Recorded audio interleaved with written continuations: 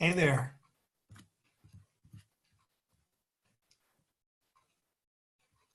Is that Ann?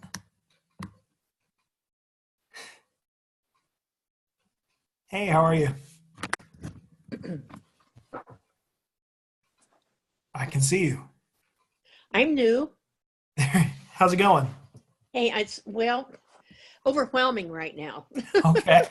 It's gotten real overwhelming. We can help with that. Hey, Christina. Christina. Yes, hello. Hey, how are you? I'm good. How are Good. you? Just checking in with everyone. We're good. So we're still a couple minutes early. We should have some more people checking in, but we've got everyone here now, which is good. So I'm just going to post it one more time on the Patreon real quick. Let everybody know we're live. And then we'll jump in. So Anne, is it Annie? I'm sorry. Is it Anne or Annie? Well, I go by both. What do you prefer? I prefer Anne, actually. Anne it is, okay. It came up as Annie in my little thing up Oh, top. okay. But tell us a little about you.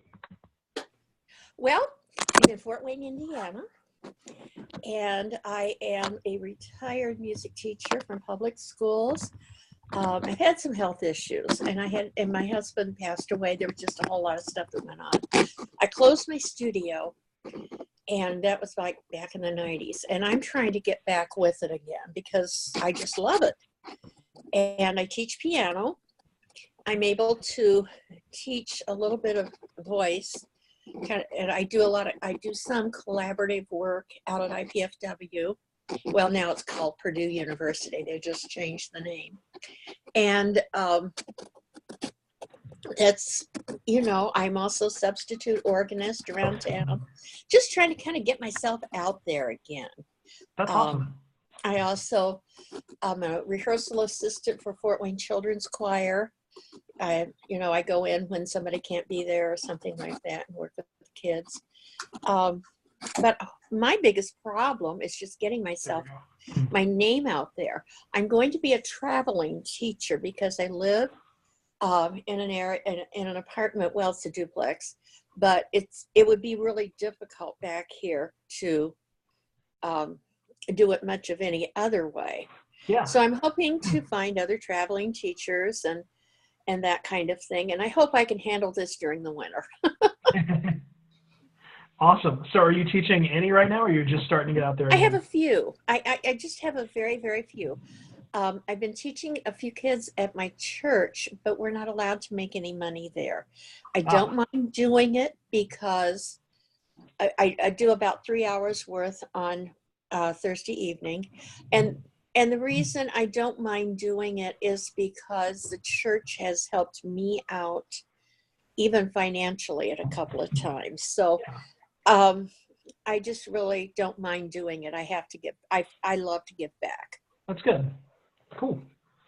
Do you have like goals? Are you trying to hit a certain number of students or a certain monthly amount money-wise? I can't be real. I want to, I want to be busy. Mm-hmm. I'm trying to hit the homeschool community. Yeah. There is another gal who is she's very young. And when she graduated from high school, she decided she wanted to be a piano teacher and did that and started.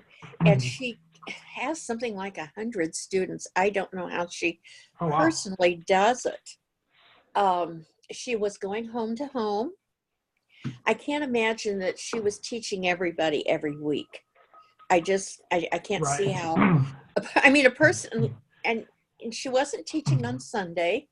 That kind of thing. So I'm just not real sure how she was managing that. I also, so I'm not sure where I'm going to be. I'm going to have to, decide what days I'm going to be in certain parts of town, that sort of thing, because Fort Wayne's got some size to it. And I need to, and I'm getting there on that. I need to set up a new contract with tuition, that sort of thing. I do have a Facebook page that I'm trying to get set up, but it's not at all ready for public consumption Okay. yet. Cool.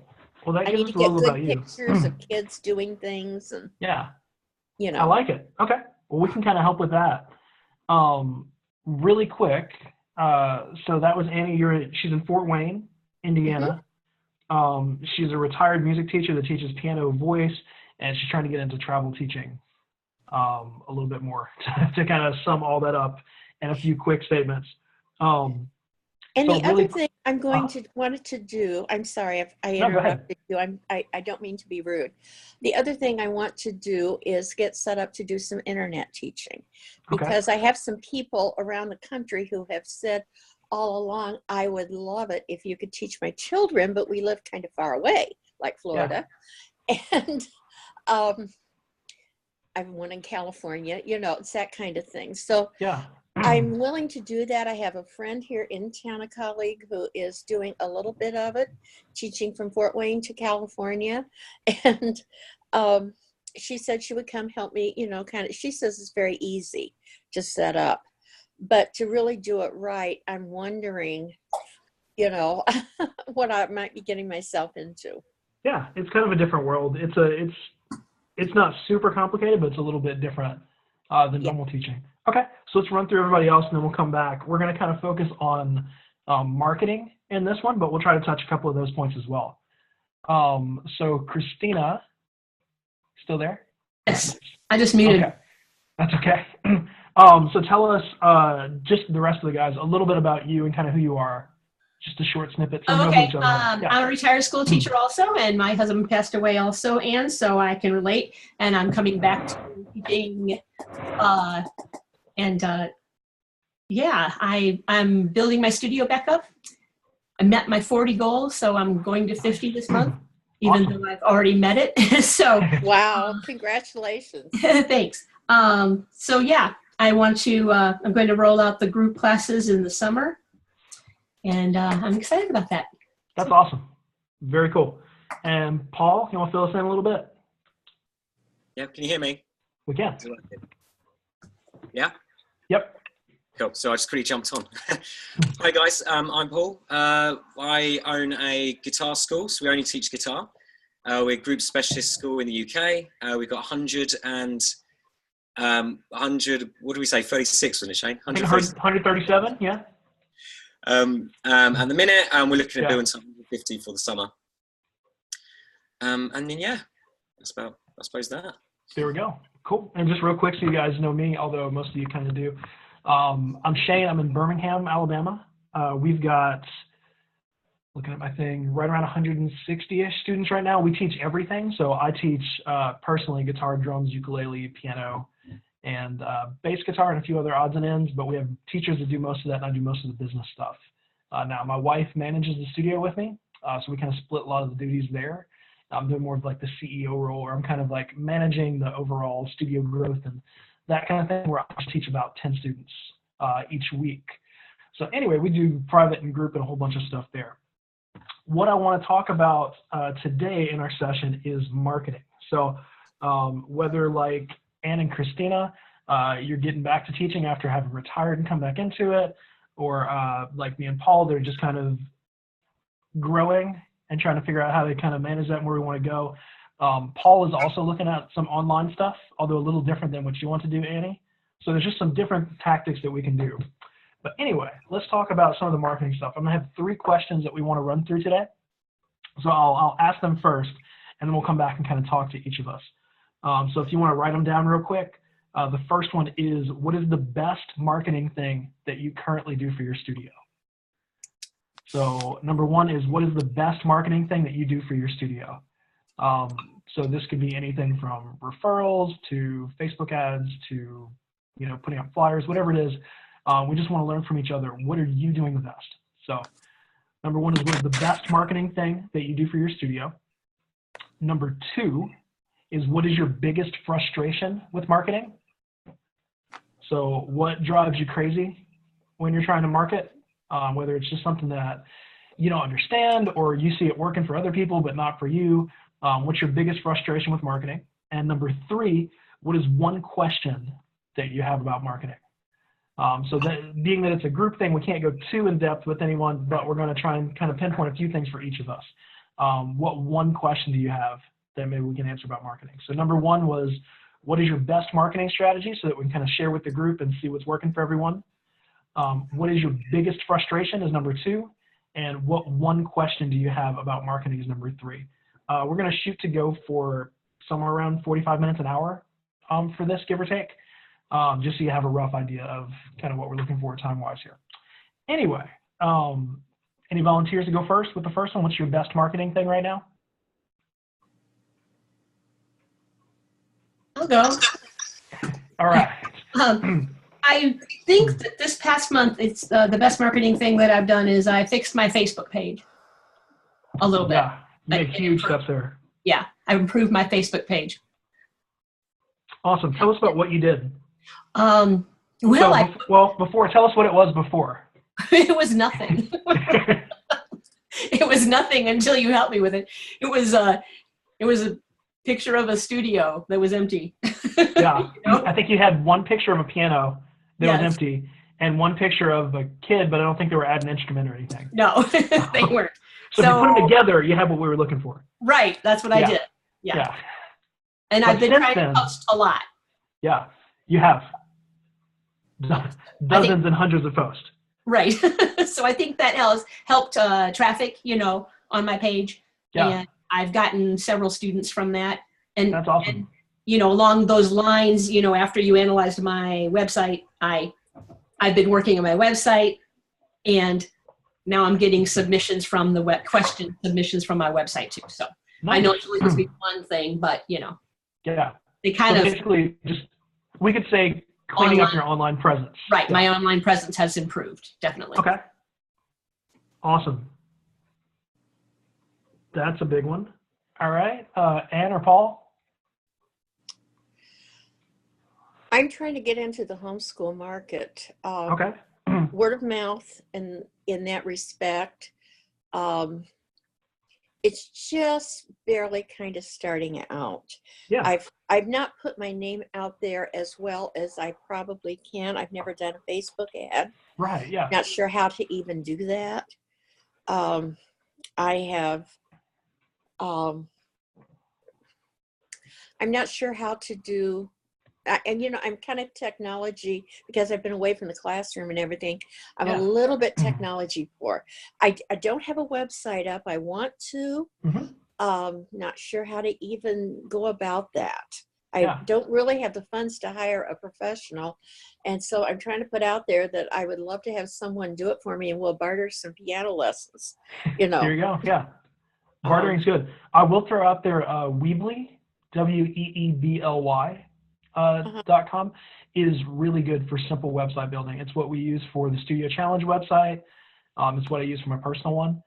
It's really simple, so it's kind of a drag and drop thing. You don't have to know anything about computers or coding or anything. It's just like, I want a picture here, so you drag the picture thing over and you can put a picture there. You want some text, drive it over and you can put some stuff. So you can put up a really simple website there. It's free.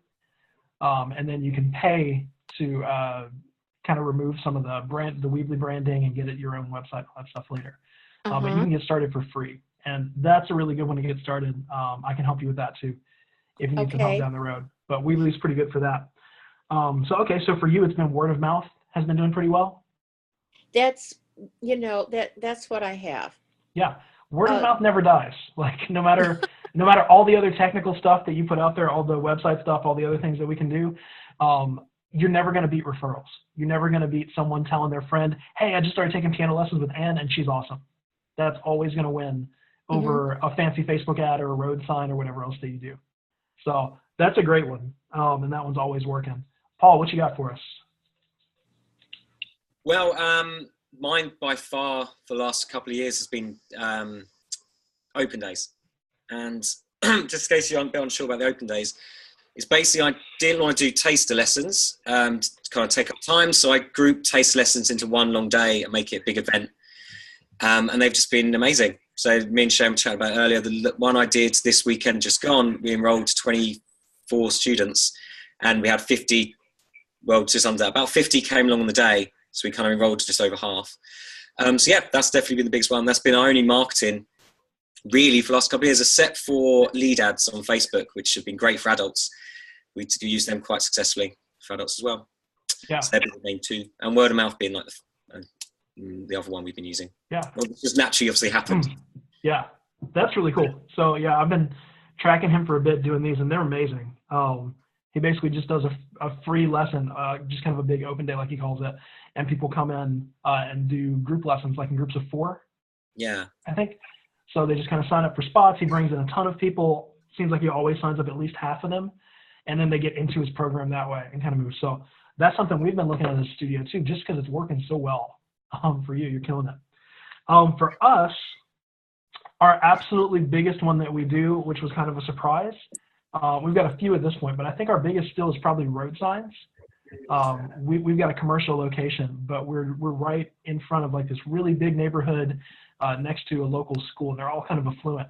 So in front of our studio, we just put those little road signs like guitar lessons, piano lessons, that kind of thing. Depending on where you are, it's the same kind of thing you can put in your yard or in front of your business.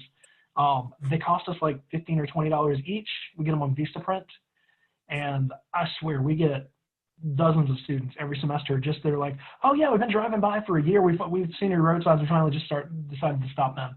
So that one's been huge for us. The other really big one for us, I guess 2, it goes back to the website stuff and Facebook that Christina was talking about. Facebook community groups. So our Facebook page was already pretty decent, but we started posting in those like buy, sell, and trade groups. Some areas have those better than others, but if you have, for us, we have, I won't list any towns because there's a bunch of them, but whatever trading or buy, sell, trade, or there's moms groups or just all those local community groups that are around. You can go to your group thing on Facebook. There's a groups tab, and you can type in your local town. It'll give you all the different groups that are there. So I've got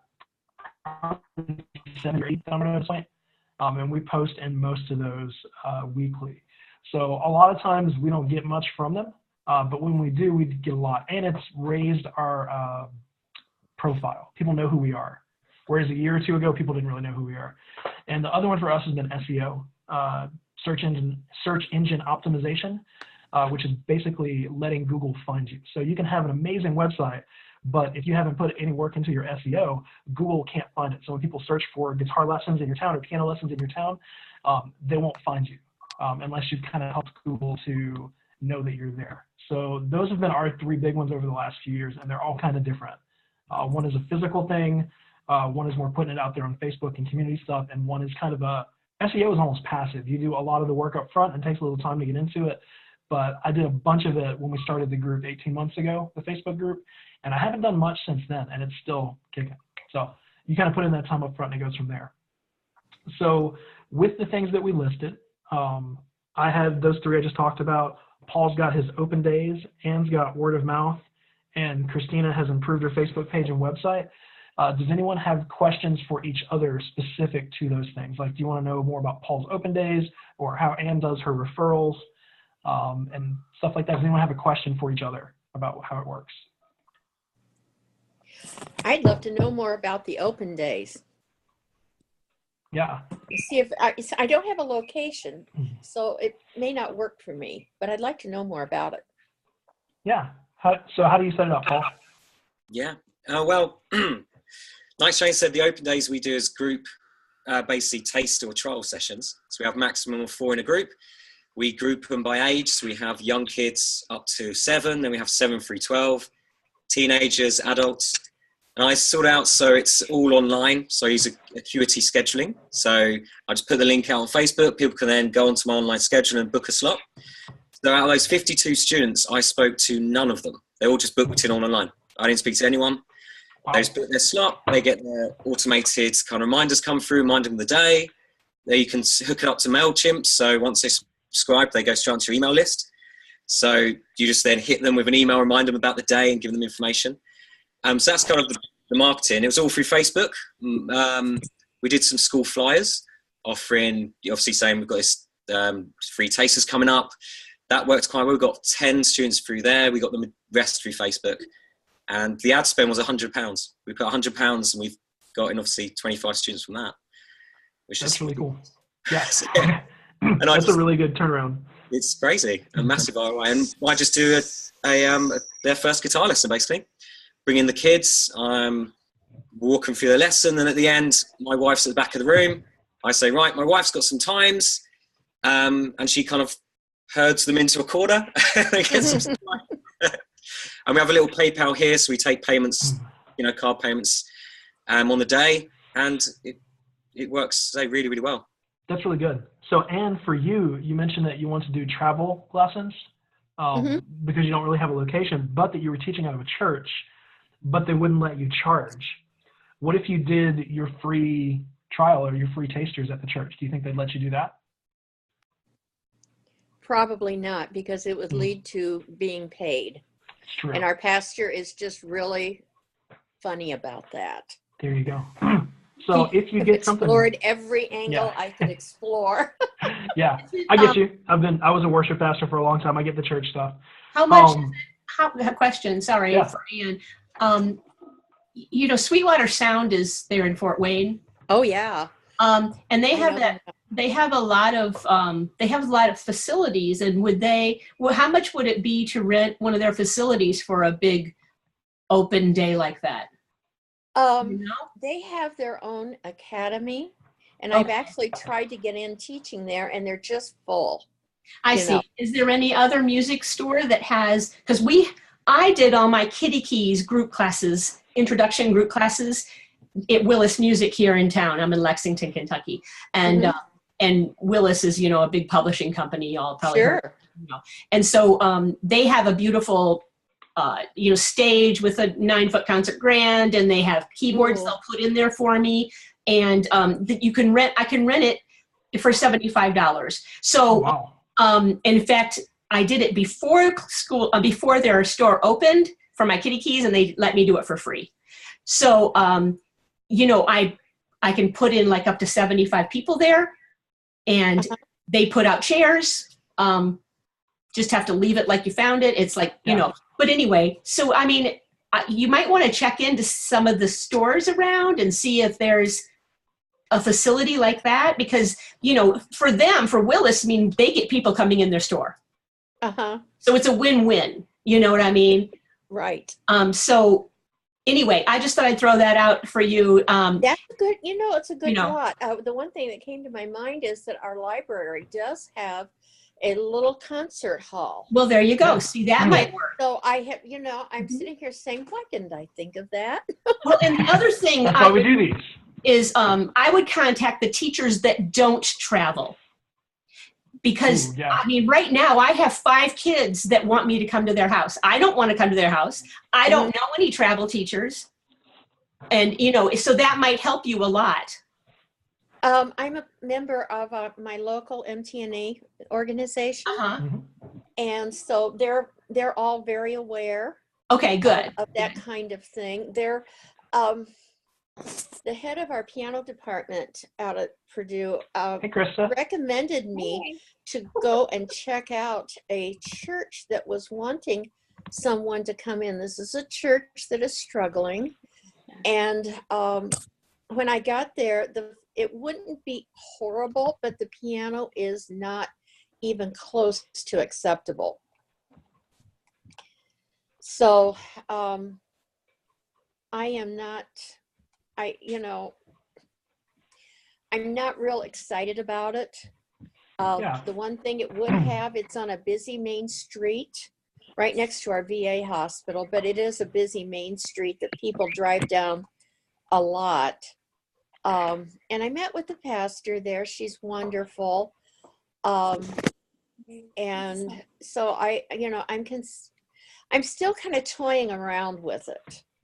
But I think that could give you a good idea. Like if you can jump into a place like that, it doesn't have to be somewhere where you teach lessons or teach long-term. And I think people would, even if the piano is not the best piano or it's not the best place, it's just a place where you can get a bunch of people together. And it's like the library. If you can get in somewhere there, that's a good local meeting place where people feel pretty comfortable. Right. So it's not like, hey, come to my house, which can be kind of weird for people sometimes. It's, hey, we're meeting at the library at this time. The library can probably even put up some flyers and stuff. I've seen that kind of stuff at our library. So that could be a cool ours is, again, it's kind of fun. Fort Wayne's kind of funny about a lot of things. And You know, she was talking about Sweetwater. We are having our state MTNA. It's a huge facility, very much worth it if you're in the area to just stop in and see what all goes on. It's a very exciting place. Yeah. And they have just built a new concert venue, and it's an outdoor thing, so not much happens in the winter, but That's cool though. Seems like a good place. It is. It's fun, and so I would, I remember when Chuck started Sweetwater, so That's cool. I had no idea that was there. It's a good company. Studio that time. Yeah. I don't have the funds to go into a commercial studio. Yeah, travel teaching is great. I think you can do well there. Let's jump over to Krista. You there? Good morning. Good morning. So I was going to catch you up on where we are real quick and then see if we could find out a little about you. Right now we're in the middle of talking about 3 questions. We just asked the first one. The first question was, what's the best marketing thing that you're doing for your studio right now? So Yes. We're going to hear that from you in a second. The second, which we'll talk about in a minute, is what's the biggest frustration that you have with marketing right now? So what's driving you crazy? And the third is, what one question do you have about marketing? But before that, can we just hear a little about you and your studio? Just a quick little snippet. Sure. So I have a private studio. It's basically home-based, and I have a music room here where I teach with a second teacher. So we have 2 separate rooms going, and then we also travel. So we have a large homeschool base of clients for that. That's awesome. That's where Very we are. cool. So what's been the best thing marketing-wise that you've done lately? The best thing really has been just asking for referrals from my current clients. And then I get a lot of business with Facebook pages with the homeschool community. A lot of people asking for who knows of a teacher who does XYZ, and then I jump on and I get a plug, or one of the homeschool families will recommend me online. That's huge. If you can get into that homeschool community, it's gold. Like once you're in, you're in. Yeah. We've been trying to crack it for years. My son will be 4 in May, and we're homeschooling, but like we're preschool homeschooling, so we're not really in it yet. But I feel like once we get into it a little bit more, that's huge. That's huge. Yeah, very cool. It is, and there's a growing community for that. And once awareness gets out of your studio and you have a good reputation, it just starts coming. I get leads almost every day. That's awesome. Very cool. Yeah. Do we have any other questions for each other about the thing? So recapping real quick, the best things that we had. I talked about road signs that we put out, and then Facebook community groups and SEO. Christina talked about improving her Facebook page and her website, and talked about word of mouth, and she was also trying to get into homeschools. Paul does his open days, which is where he does like free taster lessons from where a bunch of I heard that. Yeah. And then your stuff. So does anyone have a question for each other with how those are work, or how you can maybe implement that into your studio?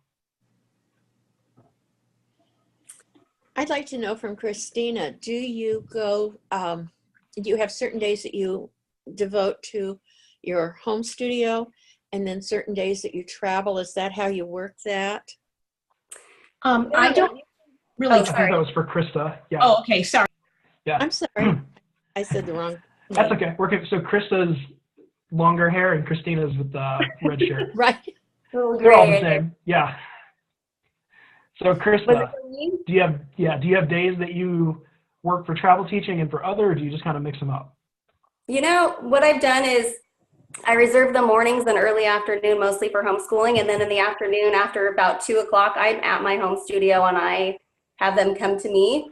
I only travel out on Thursdays. That's it, as far as the evening goes. Otherwise, I'm out in the morning, and the other teacher is as well. And in the evening, she's in certain areas of the metropolis, and she teaches here 2 nights a week with me. I think that's good. That's a good way to do it. Okay. Wonderful. Let's look at our next question, which is, what is your biggest frustration with marketing? So this could be just something that's driving you nuts, or something that you see working for everybody else, but it just won't work for you, or any of that stuff. So what's your biggest frustration with marketing right now? Who wants to go first? I figured this is the one everybody would jump on. My biggest one is just not being knowledgeable. Someone mentioned SEO. I'm not now. I've seen it. I've kind of tried to read about it. Don't quite understand it. And like I said, I'm just really technology poor as far as trying to get my website up and things like that. Absolutely. Yeah. Lack of knowledge can be a big one because things are moving quickly. And even with things like SEO, like I spent dozens of hours, hundreds of hours, like poring over it about 18 months ago. And so much has changed just in 18 months since I last did it. So everything changes really quickly, even if you are really knowledgeable, just like teaching methods and everything else. Okay, so that's a good one. What else we got?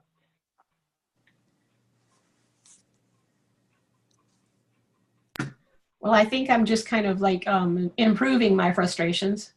But, my frustration was kind of like Anne's before, because like I didn't really have an online presence. So having just the changes that I've made in the last month have changed my studio drastically with as far as how many new students that I'm getting every week. Absolutely. I mean, I'm averaging 3 to 4 new students a week. That's incredible. Yeah, with just the small, those are small changes too. Yeah. That I made, to the everything. So definitely, we're gonna come back and talk about that one. Definitely. For me, it's consistency, which is ironic because we want to talk about consistency in marketing. It's like leading a horse to water. Like marketing, you just keep putting stuff out there and putting stuff out there. And we're like you were averaging about 3 students a week right now. Sometimes more, sometimes less. But there's some weeks where it's none. You know what I mean? And it's not because we didn't market the same, or it's not because we're not putting new things out there. It's just sometimes that well is dry, and other times, like 2 weeks ago, we signed up like 15 students in a week. So it's that consistency. I wish we could get, I knew no matter what happens, I'm going to hit at least this. It always averages out in a way that we'd like, but it's just really frustrating to feel like you're doing everything that you can do and put everything out there and hear nothing. That's my biggest frustration with marketing. Like I just posted in 60 Facebook groups, and I did this, and I sent out an email to, a mailing list of 500 people, and I emailed 30 people individually, and you're just sitting there on your hands just waiting like for something to happen. Like, somebody call me, please. All right, so Paul and Krista, what's your biggest frustration? I think mine's probably the same as you, Shane. The cold consistency. I think personally, well, when you look to my website, I spent a good few weeks, loads of hours doing it, and then something else took my eye, and I went off in another direction. It's staying focused. So I suppose that's frustration. That's probably my flaw, but you know what I mean?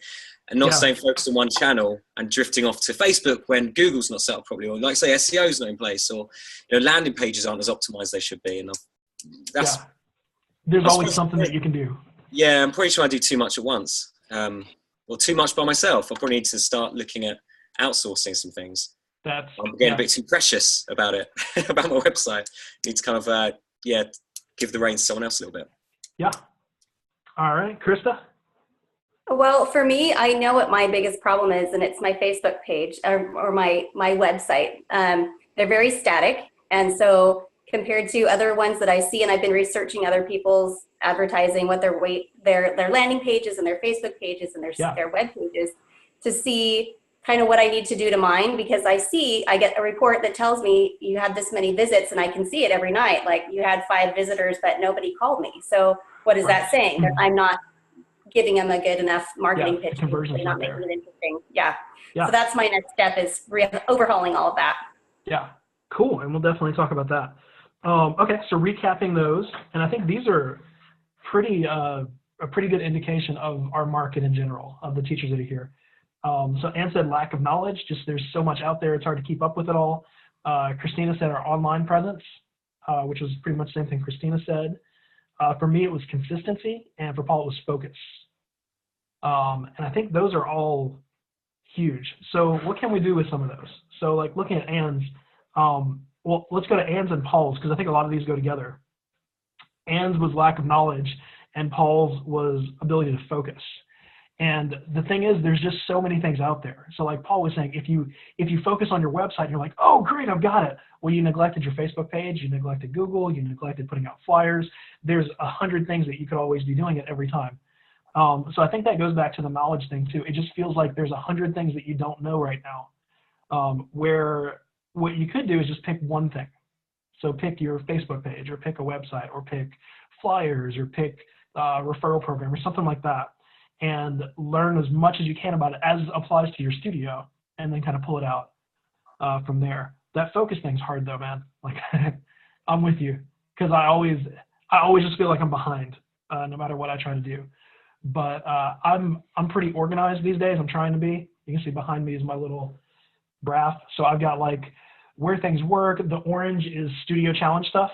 So I put stuff on a board and go like, okay, this is what I'm working on. And I feel good because I know that I accomplished what I did. That bottom section that's green and yellow is my ideas area. So anytime I have that crazy idea pop in my head, instead of chasing it, I just write it down and stick it on the board. And that's helped my marriage too. I'm going to throw that one out there. That one's been really good, because I would like in the middle of the night, or just in the middle of the, like, oh my God, what if we did this for the studio? And she's like, I can't, not right now. So like I put it there, and then we set it up to where like once a week she just asks me like, what's on your idea board? What would you like to talk about? I'm like, here we go. Let me show you all the things. And then I've got clocks for you guys too, because it's like 4 o'clock in the afternoon over there, right, Paul? Yeah. I know that now because I've got you on a clock. I wonder what the clocks are about. I used to have to, because you guys are all over the place. I think Chris is on the West Coast, right? And then Christina's on the East Coast, and Annie, I think I don't know if you're Central Time or Eastern Time in Indiana. Eastern, in my Eastern part of time. Indiana. Yeah, and then I'm Central Time. So I've got people right now in 6 different time zones. It's all over the place.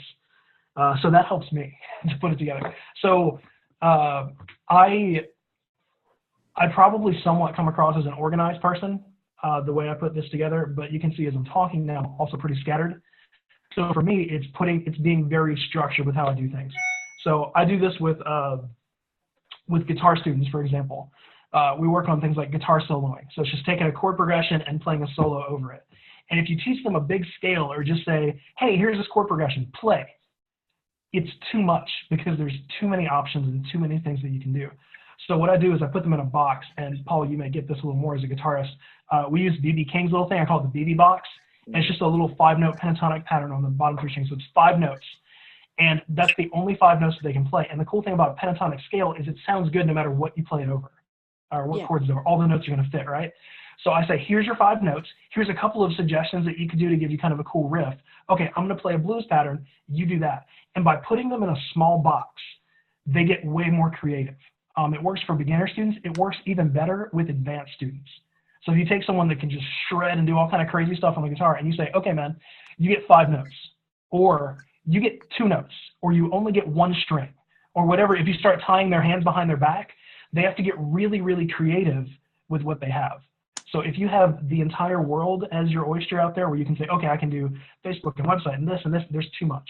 Pick something. It doesn't matter what it is. It really doesn't. Just pick something and do that. So Annie, you're trying to figure out kind of where to learn. Paul, you're trying to figure out where to focus. Same with me. It doesn't matter what you pick. It really doesn't. But pick it, do the best that you can, and then move on to the next thing. Because you're not going to master it. You're not going to get it done. It never gets done. God, it never finishes. You never feel like, I'm done with my website. Like, no, because I could change that. Or is that font big enough? There's always those little things that you can keep tweaking. So get it and then move on. There's an image thing I shared on the Facebook page. I'll try to put it up again. This graph of basically like something, or having nothing to having something, and something versus like excellence. And from nothing to something, it's this huge area, like 90%. And then from something to excellence, it's like 10%. So if you put something out there, it's going to be great for most people. And 1 out of every 10 or 1 out of every 100 might go, well, I wish the website was a little better, or I wish he had done this, but that's like 1 out of 100 people. Honestly, most people, it's going to be good enough, and good enough is good enough. So remember that. Just put something out there and do the best that you can, and then just keep getting better with it as you go. I'm better with the stuff that I'm doing now than I was a year ago and 2 years ago. Hopefully next year I'm better than I was, but that's all you can do. Just keep me a little bit better. Okay, so going through those 5 again, see if anyone else can help anyone else on those. So lack of knowledge, online presence, which is the same for both of those, consistency and focus. Does anyone else have any thoughts on those before we move on to the next point? How to make those better? Not really. Cool. I would just chime in and say, automate as much as you can. Put a system in place and just use your system. Don't try to like tweak it too much. Use it for a little bit, see what's working, and then make an adjustment, but put something in place so you're automatically scheduling things to happen. It's so much better. I live by my calendar. If it's not on my Absolutely. calendar, it doesn't Yeah. happen. And you're a realtor too, right? Or you're a real estate Yeah, I'm a broker? broker. Yeah. Yeah. So I feel like you've got to be pretty organized and pretty the way that you do that Mhm. stuff. For us, it's the two things, automation and delegation. So it's the hardest thing for like us teacher types because we're used to being in control. You walk into a room, I'm the teacher, I'm the one that knows everything, let me show you something. And for you to go, okay, I'm going to let a system do this for me, automation, or I'm going to let someone else take over this for me, delegation. Those are really, really hard. And you can get away for a long time as a small business without doing it. If you're just teaching out of your home. So Annie, you might not need to get into automation too much at all. It can help definitely, but not on the level of when you've got hundreds of students. So as you grow, as it gets bigger, those become more necessary, but they can always help you wherever you're at. That's a really good point, Krista. Thanks. Okay, last question for today. What one question do you have about marketing? So what is one thing that you wish you knew or one thing that you wish you could do better? What one question do you have that you just don't understand right now?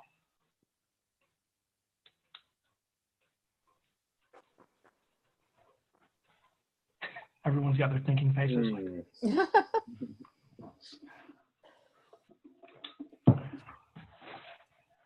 I think, should I dive in? Sure. So the hardest thing I find with marketing at the minute, since reading StoryBrand, is flipping it to the student rather than me as a school owner and putting their voice in the advertisement rather than my voice. So that's the hardest thing I'm finding at the minute. Yeah. And how to go about obviously doing that, which so I'm trying to work through, but that's the hardest thing I find. Now, Yeah. what I used to love something in Canva and knock something out really quickly. I'm spending like half an hour trying to think, how do I make me like Yoda? How do I do this? So the StoryBrand thing, real quick, for anyone that hasn't read it yet, it's a book by Don Miller, and he's also got a podcast and a website and a bunch of stuff. He's got a Facebook page you can look into. The basic idea that flips advertising on its head is that there can only be one hero in the story, and most of the time we make it about us. So you go to your About Us page, and it's, I have a degree in this, and I've been teaching for this many years, and I'm really good, and you should come to me. The StoryBrand idea, I'll use Star Wars because most people understand that, and he does too, is that the student, your customer, is Luke Skywalker, and you're Yoda. You're not the hero of the story because there's only room for one hero. You're the guide. So the hero is already there. Your hero is your student. They want to learn, and they're on this journey. Your job is to come alongside them and guide them in that process. If you overtake it, if you come in and say, I'm the hero and I'm really great, then you're fighting against them, and there's not enough room for two heroes in the story. And that's why a lot of advertising doesn't work, because it's too me-focused. But back to Paul's thing, that's really hard. Like, it really is, to make that work. Hey, Jennifer. Maybe. We'll see. Almost. We'll come back. I have a question for Paul. Yes. So when you're doing your story advertising, do you ever do like Facebook Live where you're in a lesson and you have a student who's performing and you just put in like a 30-second blurb like, hey, check out what so-and-so did. Put that up on your Facebook page, something like that? No, that's something I know I need to do more of. More inside the studio kind of things. If I put stuff out, it's normally just me, maybe teaching a concept or, riffing on an idea. So I definitely need to do more of that. Yeah. I think that's I find that when you do that, like when you tag that person or their parents or however you set it up, they'll share it. And once it goes viral, that's where you get your advertising. People are like, oh, hey, did you see so-and-so? That's so cute, or that was really cool, or whatever their reaction is. But then you're getting out there where you're not having to push that out. They're pushing it out for you. That's huge. One of my, my hairstylist, hair doesn't look good today, sorry, but I've only been up since 4 teaching Chinese kids how to speak English. But anyway, she has her people check in with Instagram when you get your hair cut. So she suggested I start doing that with my parents and students, like, check to Rena's studio today, we're having our lesson on Instagram, and then they share it with their friends, and it's kind of like what you're saying, Krista. But this is something different with Instagram, and I hadn't really done anything with Instagram. Yeah. So she was like, this is what you need to do, because, she's 27 and Facebook is old to her, Instagram is it. Instagram. And we're moving past that even. Like I said, even every time you figure something else out, the next thing moves. So let's rephrase it. Let's go from what one question do you have to what's one thing that you'd like to implement into your studio that you're doing. Real quick, Jennifer, are you there? If you are, on the bottom of your screen, there should be a thing for like the audio and video. If you want to click those, if not, if you just want to listen, that's cool too. But if you want to join us, there's a thing for audio and video where you can start your video and start your audio and join in. If not, just enjoy the noise. So, Krista, I think you'd mentioned Facebook Live. Mm-hmm. So is anyone using that in their studio right now? And for those that aren't clear what it is, it's basically exactly what it sounds like. Instead of sharing a video that you've posted, you can do it from the app. You just hit Facebook Live and it comes on a live video like we're doing right now. So you can share something from a lesson, or you can give like a studio tour real quick, or you can just do a quick video of like, hey, here's what's going on in our studio. Hope to see you guys. I planned on using it. I haven't done it yet, but that was one of the things I wanted to start implementing. Yeah, we're the same. We've done it a little bit here and there. A lot of times I'll either forget about it, so I just need to put a note or make it on my board to where I remember. But the big thing for me is I'm at our desk 2 days a week. So on Tuesdays and Wednesdays, I'm at the desk. I only teach one student, so I'm more of a desk staff administrator than a teacher. And I want to give like a studio tour and just kind of walk around and show all the awesome things that are happening in our studio. But I run across these two problems. Either there's no one in there, so it's a great time to do it because it's pretty empty, so I don't feel like I'm bothering anybody, but there's nothing to show. It's like Paul's studio right now where you're like, here's a guitar and that's an amp, and we use those with students. They're pretty great. Or everything's super busy and we've got 20 people in our lobby and it's going nuts and there's all these group classes going on, and I feel really awkward being like, okay, everyone, we're going to do a Facebook Live, smile and try not to be too awkward. Cool, here we go. And then just walking around in front of everyone. And I think I just need to just man up and do it there, and the people will probably be fine with it. It's hard to do. Like I wanted to do that during my studio class this Saturday. Yeah. This past Saturday, because I had kids here, in our group classes, and I do that once a month in studio class. But I was like, we should do it. The kids were like, we should do a Facebook Live thing, and I was like, yeah, I don't know, because it seemed a little chaotic. They're playing note speed and they're screaming and shouting and having fun. But I was like, do people really want to see this? I don't. Yeah. So, that's the downside. It's live, so anything can happen. Right. You can always go back. Like the cool thing with Facebook Live is most people aren't going to see it when you do it live. Right. Do you guys follow the Upbeat piano teacher? Yes. Yeah. So she did one yesterday, and I was one of 2 people that saw it live, and was on that because she did it like 3 or 4 o'clock in the afternoon when everyone's teaching. But Monday's my off day when I'm home with my son. So I was on it and just kind of like commented and did some stuff, and I realized like nobody. She's like, hey, 1 person saw this, or 2 people are on it. But then after that night, when everybody was home, she's got like 20 comments on that post right now because people are engaging with it and people are checking it out. So that's the benefit of Facebook Live. You get to kind of see a behind the scenes look and engage with people if they're there, even though most people won't be. But you get to post it on your page later, and then people get to come back and see it. So, okay, let's make a pact. We're all going to do it. We're all going to try and do a Facebook Live this week because we just got to do it, right? Yes, absolutely. Okay. Well, we'll check back in. I'll check in on Patreon and see how we've all done with that sometime next week. Okay. So Paul was saying story brand type stuff. Any ideas on that, on how to kind of flip our advertising and flip our message to where it's more about the student? So let's take, okay, instead of, let's do the box thing. Instead of something big, let's say that I have a spot in my schedule. I have a Thursday at 4 o'clock spot that I want to fill. So for Paul, for you, maybe that's that you've got your open day something. So just something specific. You're trying to fill a spot in a group class or something like that.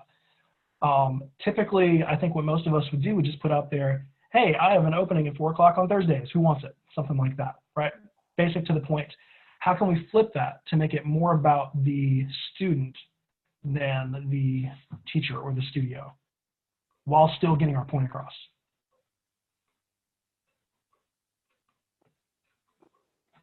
Well, I was thinking about doing that, but I was thinking about doing it with a couple of students doing a video saying, we want you in our group. That's really cool. Like, come to Bernal Studio and join our group. We need 2 more people. That's awesome. Because who's going to speak better than their peers? Because it's exactly what it is. Like, we want people in there. Right. And that's what happened what kind of happened. They said, video us. We're going to do an introduction. And they kind of like, I'm trying to get it uploaded to my website right now. Yeah. Well, not right now, but I was working on it between, when I thought it was going to be. Anyway, and they were just like, they're so adorable. And they are so excited and smiling faces and sitting at my grand going, we need more people in group. Awesome. Come on, Yeah. And so I thought, that's who I need to speak for the student is the student. That's huge. Yeah. I don't know. Yeah. And we can do that through, yeah, I think that's a great one. You can do that through like video interviews if you want to get like more like with students and stuff like that, where you can actually do stuff, or you can do even testimonials and referrals go along. So we've done that for ads where we put like, I just did this last week. So we have one of our piano group classes that we just kicked off, and they've gone really well. The teacher pulled me aside and said, hey, so this 9-year-old grabbed me and said, someone told me piano lessons were supposed to be boring. I don't know how. This class is awesome. Say that again. I'm going to write that on Facebook real quick. So exactly. I like shared a picture of the group and put that in and like shared it. And I think it's been seen like 1,000 times or 1,500 times or something like that. Because that's great. That's exactly what you want to do. Yeah. Putting it out there, putting their fears on the side too. That's another story brand thing where you have to figure out what people are afraid of and then figure out how to ease those fears. So they're afraid that it's going to be boring or it's going to be too costly or it's going to take too much of their time or whatever it's going to be. So you figure out what their fears are and then you figure out how to speak to those. Again, story brand is awesome. So if you haven't checked it out, I would. It definitely, has it helped you yet, Paul, or has it just wrecked everything that you, because I feel like it's kind of like that for me. I don't feel like it's helping, but mostly it's just like wrecked the way that I think about everything. Yeah, it's totally made me reevaluate everything. It just takes me so much longer now to write copy. It's like, yeah, but I'm hoping it works. Big picture, yeah. Yeah, but it's one of those concepts that is just so powerful. And if you can crack it, it's just going to do wonders. It's just the cracking of it, isn't it? It's just being able to write in that way or think in that way and present in that way. It's just, getting there. Yeah, we will do it. Slowly. All right, what's something else, ladies, I guess since Paul's already jumped in, that you would like to implement in your marketing that you'd like to be able to do? Something elusive. It all is elusive for me right now. So here we go. So for you, I would say, didn't you say you already have a Facebook page? I have one, but I have not developed it at all. Yeah. It has a name on it, and that's about it. Here's what I want you to do. Go to Christina's.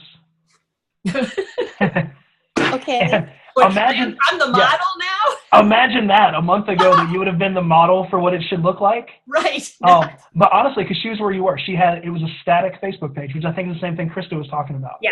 It was there. It had some stuff on it. If I clicked on it, I could basically figure out she was doing piano lessons, but it definitely wasn't engaging or didn't pull me in at all. Right. So are you comfortable sharing yours?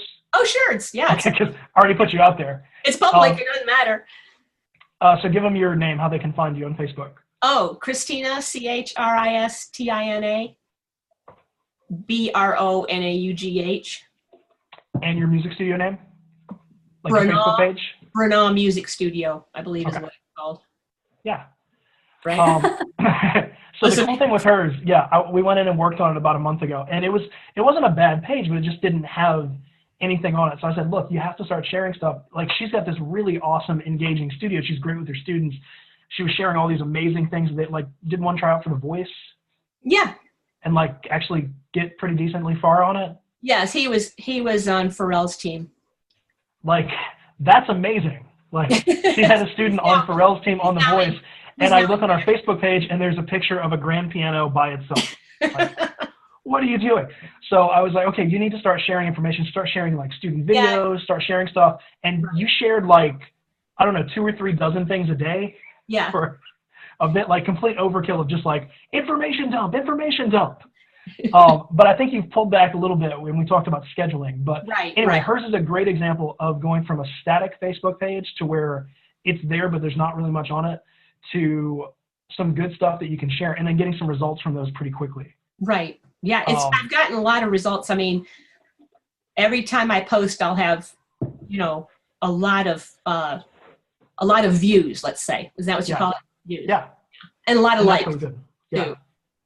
So Annie, I would start there because you don't have to worry about building a website. You don't have to worry about all the other things. And a website is still very important, but it's not as important as it was even 3 or 5 years ago, because you can do a lot with just a Facebook page. So if the website thing is eluding you and is looking kind of crazy, really focus on your Facebook page, and you might not even need it, because unless you're trying to build a school of 30, 50, 80, 100 kids, if you just need like maybe a couple dozen, or I don't know how many your goal is, you don't need to have this huge, massive thing like a lot of the rest of us do. You just need to be able to bring in a few people and point them to something. And a Facebook page is a little bit easier to manage than a website. The big thing for Facebook pages and websites, happy, smiling kids. If kids are what you're teaching, which most of us are, put happy, smiling kids on it. So if you've just got a picture of a piano or just a picture of some kids and they're sitting at their lesson, they're just kind of looking dull while you're there, no one's buying that. People want to see, they want to imagine their kids in your studio. So if your kids are like super happy, they're going to be able to imagine their kids there. So that's a big one. And then just start posting about stuff that's going on. So talk about your students, take some pictures or video. Annie, you can probably do that even if you can't teach out of the church. I'm guessing you could probably sneak a quick picture or video or two. There you go. I've had a okay. I do try to do my performance classes there. Good. Okay. Yeah. And most people don't have a problem coming there, and I have not had any static from the church for doing that, because I don't charge for it. I tell them, it's included, and there's no money being exchanged or anything like that. That's great. Do that. Before I opened my studio, I taught at a big like mega church here. So I was their Route 56 worship pastor, which was 5th and 6th graders, and I had like 120 5th and 6th graders that I would like do the music for every week. It was a massive church. So that room is where I taught most of my lessons. And I was able to take a ton of video. If you go on our Facebook page and go back 4 or 5 years, a lot of those really bright, vibrant backgrounds, that's that room. So a lot of our Facebook pictures, a lot of our videos, a lot of that stuff were taken in those churches before I was even technically a studio. I was kind of branding myself and putting it out there. So anyway, yeah, you can do a lot there. And I got to charge for lessons there, but they were a little bit weird with how things work too. A lot of churches are. So I found out, okay, I can take pictures and videos and I can put stuff out there, and that'll do a lot. So if you can start taking pictures and videos of your current students that you're doing for free at the church, that gives you a way to actually start monetizing it a little bit, because it's good to give back. But if you're trying to, build your own business or make your own bills, you can't give back until you have something to give. But be sure their parents sign off on it. Yeah, that's a big one. Just do FYI. Do a little form on that if you think that they're going to have problems there, or maybe just in general. Yeah. But that's a really good one. Okay, any other things like that we can talk about? I need more direction on getting to Christina's Facebook. I did not catch last name and all that good stuff. BRONAUGH.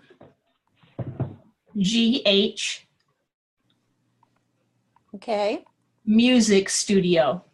Okay. Mm-hmm. And I'll try to link it under this anyway, since we put it out there a bunch. When I post the recap of this, I'll try to put it under there so people can check it out.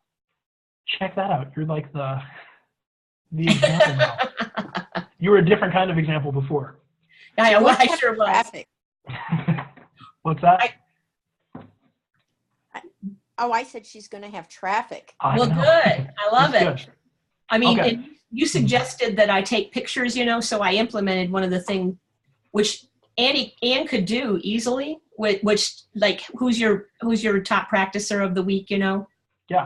So I started doing that, and to take a picture and say a little blurb about them. Yeah. that stuff is anytime that someone posts or finishes a lesson book, those kind of like happy lesson book pictures, those are great. Especially if you're doing it pretty regularly. Like Emily from the Facebook group has 100 students, something crazy like that. Right. Like every day she's got kids that are passing off on lesson books because she's got so many. Right. So you look through her Facebook and her Instagram and it's just slammed with all these kids like having fun and passing off and doing great things. Like, oh, that's great. Okay. Yep. One more thing, and I'm actually going to pass the torch off here. I haven't talked to you about this, so I'm going to put you on the spot. But Krista, Yes. you're a real estate broker. So I feel like there's definitely some crossover, there's some carryover between real estate and what we do, music studio stuff. So is there anything that you've been able to do kind of from the real estate world that's translated really well to music studios, or kind of any tips of what you do there that you think maybe could be cool here that most studios don't do? Well, I would say that they're both very customer-oriented businesses. You have to keep your customers kind of top of mind and make sure that you give them a thank you and make sure that they know that they're value to you. And so a couple of things that I do is we try to do like appreciation days. That's something that you can do. And in real estate, it's always about trying to stay in front of the client that you don't talk to regularly, which can happen with parents because you don't see the parents every week, right? Yeah.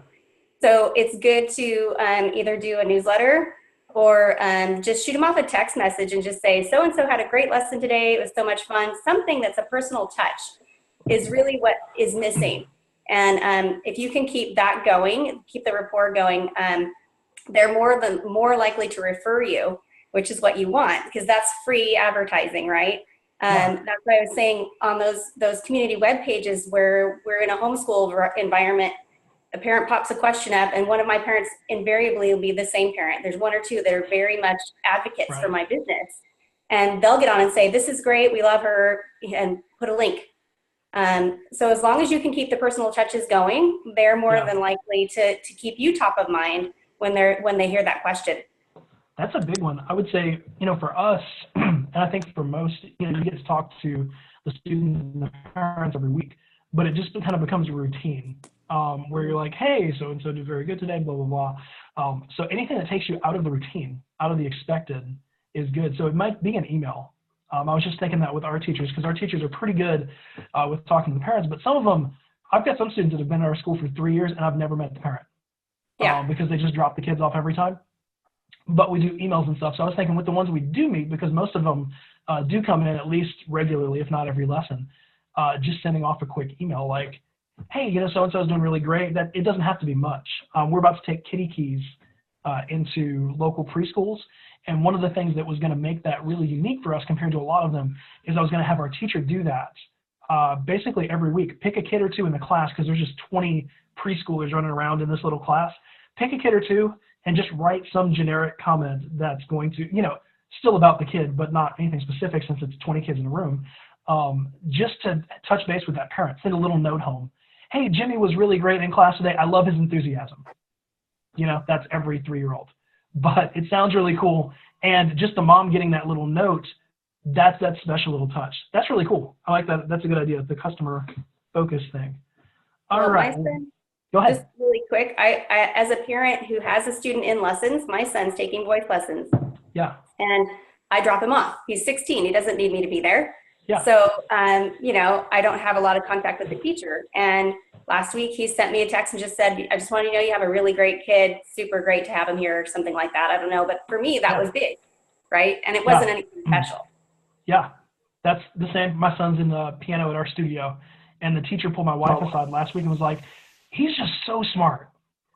And like, we talk to her every week, she's always there, but like just having someone say that was like, thank you, It just feels good to have someone else say something about your kid, even if it's something really basic. Absolutely.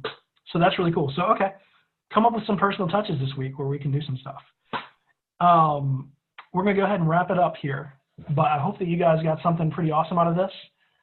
We'll do these monthly. So these have kind of evolved over the last few. So the first one was basically a Q&A where it was just people had questions in a chat and it was just me talking.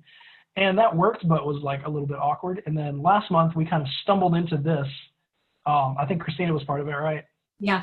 It was me, you, and I don't remember, it might have been Amber that was in it. Yeah, it was Amber. So that was pretty cool when we did this, and I think this is a better format.